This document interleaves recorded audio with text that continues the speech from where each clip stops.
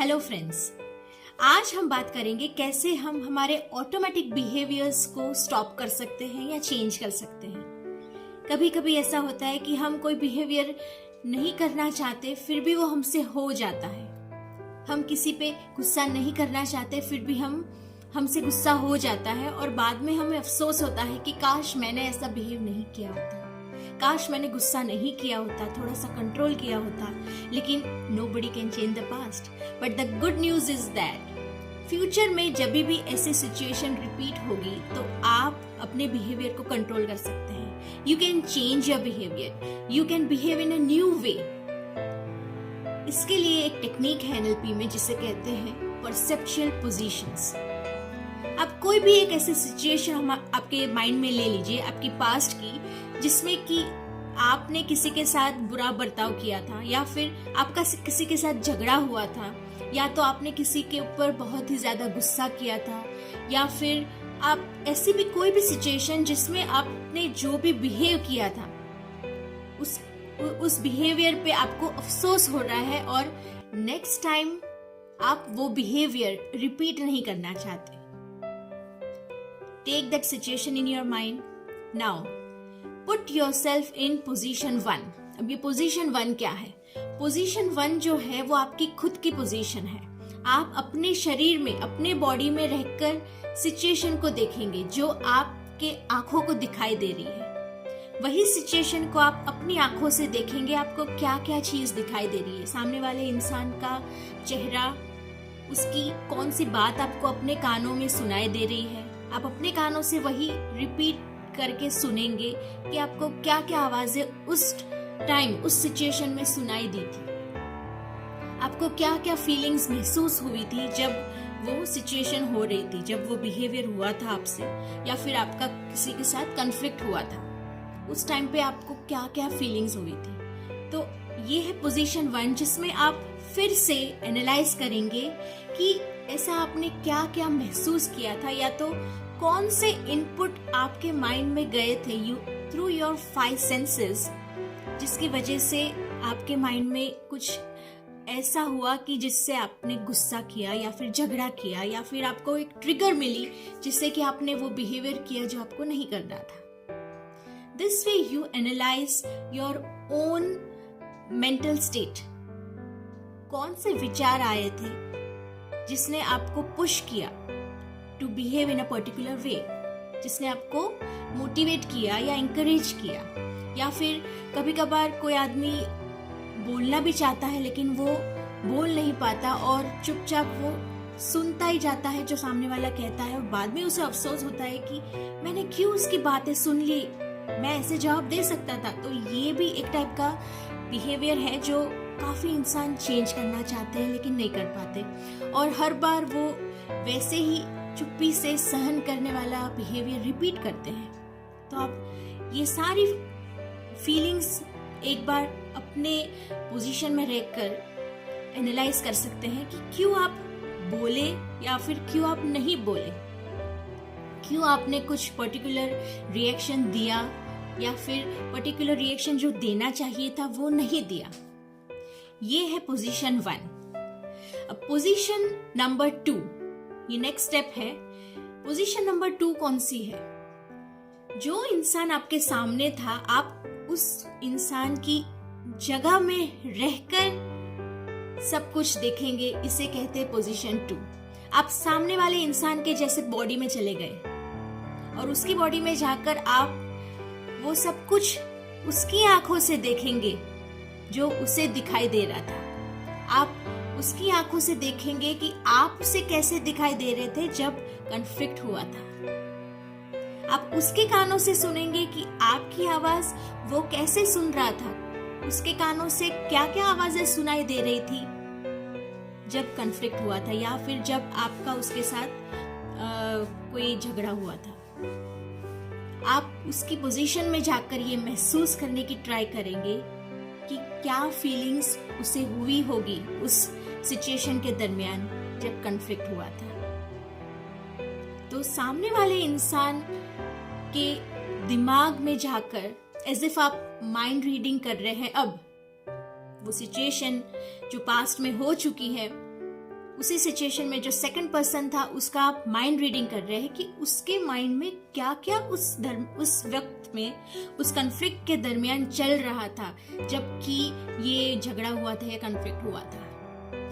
अब ये position number 2 जो है ये कभी कभार इंसान के इंटेंशन को जानने के लिए भी बहुत काम आती है। यूजिंग दिस पोजीशन 2 आप ये जान सकते हैं कि सामने वाले इंसान का एक्चुअल इंटेंशन क्या था, क्योंकि जब आप उसके पोजीशन में जाकर सब कुछ एनालाइज करते हैं तो आपको एग्जैक्ट पता चलता है कि आपके बारे में वो इंसान क्या सोच रहा होगा।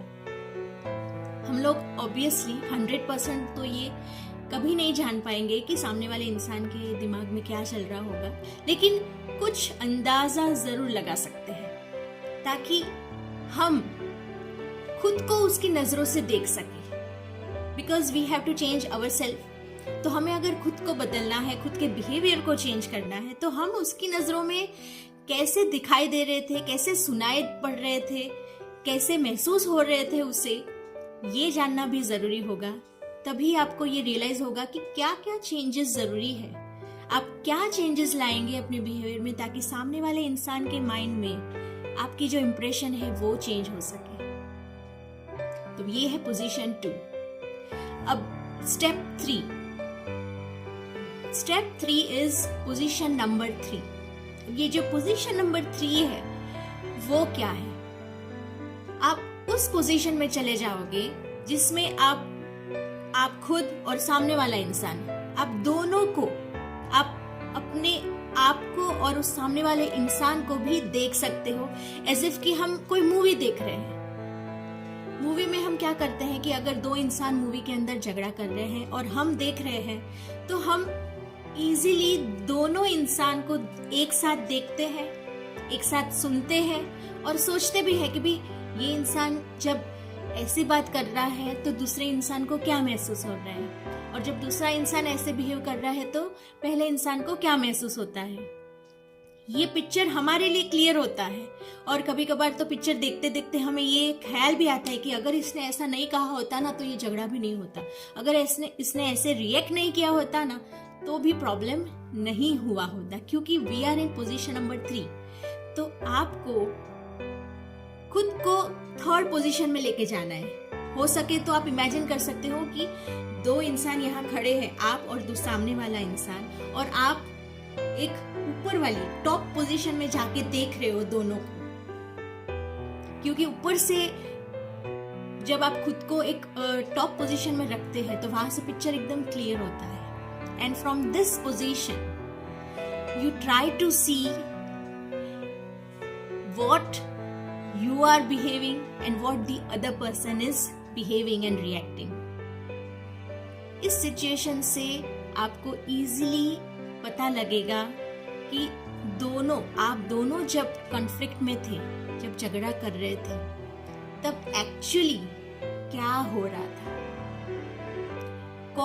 कौन से मेंटल स्टेट में था, किसके दिमाग में एक्चुअली कौन से थॉट्स चल रहे थे और क्या चलने चाहिए थे लेकिन नहीं, वो सही थॉट्स नहीं आए, उसकी वजह से कन्फ्लिक्ट हुआ। दोनों ने एक दूसरे को कैसे मिसअंडरस्टैंड किया और दोनों कहाँ गलत हुए और कहाँ सही हुए। इस पोजीशन में जाकर, दैट इज पोजीशन नंबर 3, यहाँ से आपको अपने आप को प्रॉपरली देखना है कि आपने जो बिहेवियर किया वो कितना ऑटोमेटिक था और कैसे ट्रिगर हुआ। You also have to imagine कि आप कैसा बिहेव करते तो ये प्रॉब्लम नहीं होती, या फिर ये झगड़ा नहीं होता, या फिर आप बाद में रिग्रेट नहीं करते। ऐसा आप क्या कहते या फिर कैसे रिएक्ट करते जिसकी वजह से आपको बाद में उसका कोई अफसोस नहीं होता। Position number 3 is your answer giver. कभी कभी हमें ये भी आइडिया मिलती है पोजीशन नंबर 3 से कि दोनों इंसान में से दोनों कौन से समय में थे जब ये झगड़ा हो रहा था। फॉर एग्जाम्पल, हम पेरेंट्स कभी जब बच्चों पे बहुत गुस्सा करते हैं तो पेरेंट्स अभी जो प्रेजेंट में बच्चे ने जो गलती की है, उस गलती के अलावा पास्ट में कोई और गलती हुई होती है, उसे भी याद करके और ज्यादा गुस्सा करते हैं। तो उसका मतलब क्या हुआ कि पेरेंट्स के माइंड में पास्ट भी चल रहा है और प्रेजेंट भी चल रहा है। वो दोनों वक्त में जी रहा है और दोनों वक्त को साथ लेकर अभी रिएक्शन दे रहा है, that is reaction of anger. अब हम बच्चे के माइंड में जाएंगे, वो कौन से समय में जी रहा है, वो सिर्फ और सिर्फ प्रेजेंट में है, इसलिए वो एकदम से सहम जाता है और एकदम से उसके माइंड में क्वेश्चंस होते हैं कि इतना सारा गुस्सा for the small mistake, because उसके लिए पास्ट तो चला गया है, it's over, he is now in present. और प्रेजेंट में भी उसकी जो छोटी सी गलती जो अभी हुई थी वो भी पास्ट बन गई है। तो एट प्रेजेंट अगर आप देखने जाए तो एग्जैक्टली इन दिस मोमेंट उस बच्चे ने कोई गलती नहीं की है, उसके माइंड में सिर्फ और सिर्फ प्रेजेंट सिचुएशन है जिसमें कि पेरेंट गुस्सा कर रहा है और वो गुस्सा झेल रहा है। तो उसके लिए बहुत डिफिकल्ट होता है वो गुस्सा झेलना, क्योंकि it's like without any reason, क्यों इतना गुस्सा, because anger is actually absence of love.